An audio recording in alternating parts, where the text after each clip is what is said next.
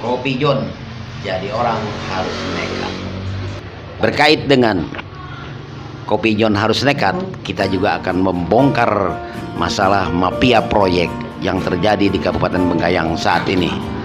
Saudara-saudara pemirsa seluruh tanah air Republik Indonesia dimanapun berada, mari kita saksikan bersama-sama bagaimana Bapak pengacara kita Pak Jakarias Sarjana Hukum yang betul-betul dijuluki oleh pengacara yang cukup kondang dan sempat juga kemarin melawan KPK berkaitan dengan kasus OTT Bupati Bengkayang.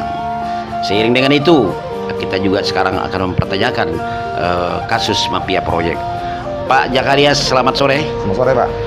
Seiring dengan mafia proyek yang terjadi di Kabupaten Bengkayang, saat ini sudah 11 orang tersangka.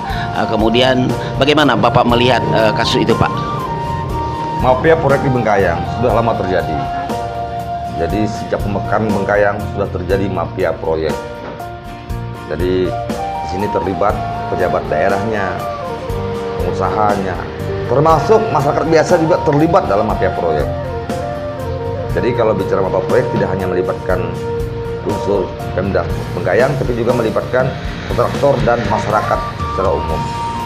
Kalau kita lihat di sini Pak Jakarias ya, kalau kita lihat di sini sepertinya ada kesepakatan dari pihak Pemda dengan masyarakat sehingga kebijakan-kebijakan itu masuk dalam kategori menjebak para kontraktor yang ada. Kira-kira Pak Jakarias menyikapinya seperti apa tuh? Sebenarnya bukan jebakan, tapi sebenarnya para kontraktor juga sudah mengetahui bahwa itu adalah salah. Tapi karena situ ada uangnya, ada duitnya, menjanjikan harta yang luar biasa, mereka mau tidak mau ikut terlibat. Bukan jebakan, tapi mereka tahu namanya pemborong atau pengusaha kontraktor itu. Dia tahu mekanisme-mekanisme yang harus diikuti dalam mekanisme untuk mendapatkan proyek. Apakah dia penjualan langsung, apakah dia tender, apakah secara kelola, semua ada aturannya dan para pemborong tahu itu. Tidak hanya orang Pemda, tapi pemborong juga tahu bahwa itu mekanisme sudah ada. Tapi mereka tahu, tapi mereka sengaja mengabaikan itu yang terjadi selama ini. Kalau dibilang tidak tahu itu salah, karena mereka rata-rata pemborong itu dia kan pasti megang buku panduan kepres tentang masalah mengenai barang dan jasa. Jadi kalau dibilang jebakan itu sangat tidak mungkin. Kalau kita lihat dalam pencairan dana tersebut, itu kan dicairkan pada hari Sabtu dan hari Minggu. Sebetulnya kan mereka tahu aturan itu kan. Akan tetapi kalau Pak penasihat hukum melihat kasus ini, seperti apa sih yang seharusnya dilakukan itu? Ya, yang terjadi selama ini bahwa uang itu dicairkan pada hari Minggu, ya kan? Hari Minggu di akhir tahun, dan semua pejabat Pemda, terutama yang mengurus masalah ini, dia pasti tahu, tapi mereka mengabaikan.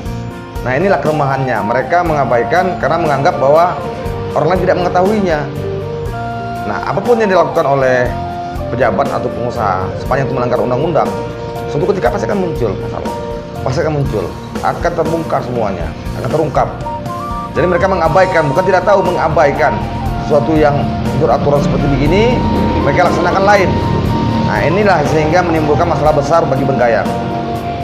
Artinya di sini kan orang-orang itu kan sudah tahu, ya. Jadi pura-pura tahu di sini. Ya. Apakah ini juga merupakan salah satu perbuatan yang bersubahat untuk melakukan tindak pidana korupsi? Nah, di sinilah letaknya. Kalau pejabat sudah tahu, pengusaha sudah tahu, masyarakat umum juga sudah tahu, mereka lakukan, berarti mereka bersubahat, ada konspirasi. Nah, yang lebih miris lagi, masyarakat biasa yang tidak punya proyek, tidak punya PT, tidak punya perusahaan, bisa mendapatkan proyek. Itu kan jelas-jelas sudah mafia itu. Nah, kalau seandainya pengusaha mendapatkan proyek itu biasa itu ya. Pengusaha dia punya CP, punya perusahaan, dapatkan tender, dapatkan proyek, itu hal yang biasa. Tapi ada sebagian masyarakat yang tidak memiliki perusahaan, dapat proyek. Itu kan nampak konspirasinya antara pengusaha dengan si oknum masyarakat. Jadi konspirasi ini jelas, terlalu terang-terangan. Mereka bermain terlalu nampak, mereka bermain terlalu kasar. Mereka pikir bahwa orang lain tidak tahu. Tapi apapun namanya, kalau kita melakukan suatu perbuatan yang salah, suatu ketika pasti akan terungkap. Kalau menurut Pak Jakarias, kalau menurut Pak Jakaria sebagai pengacara dan sebagai penasihat hukum, tentunya kan melihat bahwa perbuatan-perbuatan ini mereka ini salah. Sebetulnya mereka ini kan ada acuan-acuan dari dari Pemda tersebut, ya kan? Akan tetapi pernah enggak warga masyarakat maupun yang tergolong dalam kontraktor di sini melakukan koordinasi hukum dengan Pak Jakaria sehingga mereka tidak terjerumus dan tidak jatuh ke dalam ranah hukum di sini, Pak? Mereka baru melakukan koordinasi setelah terjadi. Kalau sudah terjadi, kita tidak bisa untuk menyelesaikannya, tapi hukum lah menyelesaikannya. Artinya proses hukum berjalan. Kalau itu belum terjadi, kita bisa kasih masukan supaya jangan dilakukan hal seperti itu. Tapi ini kan sudah terjadi kerugian negara. Jadi tinggal satu aja, mengembalikan atau diproses hukum. Kira-kira Pak, apa yang harus Bapak sampaikan kepada seluruh warga masyarakat Kabupaten Bengkayang ataupun jajaran pemerintah setelah nanti pemimpin-pemimpin baru yang muncul tahun 2020-2024 setelah pergantian bupati dan sebagainya? Kira-kira apa yang harus Bapak apa yang membuat kesan di masyarakat sehingga masyarakat itu memahami bahwa di Bengkayang itu ada aturan hukum loh gitu? Yang paling utama adalah kepala daerah yang baru, bupati yang baru harus tegas. Mas Parni mengatakan tidak, kalau tidak, kalau salah, iya kalau betul. Jadi dia harus berani buat keputusan, buat sikap. Kalau sana itu salah, katakan salah. Kalau itu benar, katakan benar. Dan bagi pemborong, pengusaha, lakukanlah sesuai dengan mekanisme. Karena mekanisme diatur dalam undang-undang. Jadi kalau sesuai mekanisme, kita yakin bahwa apapun nanti pada akhirnya akan sesuai dengan aturan.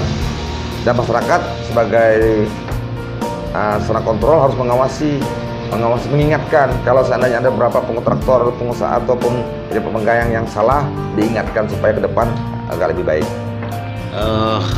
Di sini juga kalau misalnya nanti pemimpin yang baru atau bupati yang baru, diharapkan enggak bahwa nanti bupatinya selalu melakukan koordinasi hukum dengan pakar-pakar hukum yang ada, Pak? Itu harus. Bupati Bengkayang kedepannya harus punya staf ahli khusus, ahli hukum kah, ahli ekonomi kah, supaya jangan sampai kedepannya nanti saat memerintah dia salah dalam menerapkan aturan. Jadi Bupati Bengkayang yang ke depan itu harus memiliki staf ahli khusus supaya tidak terjadi mafia proyek lagi, Pak, ya? Gitulah kira-kira.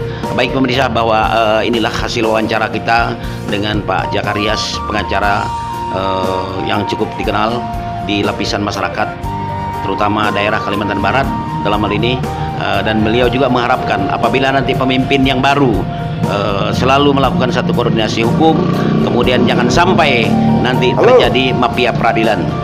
Mafia peradilan dan mafia proyek. Depan jangan lupa warung Kopi John. Jadi orang harus sinilah nekat. Oke. Kata Bang John.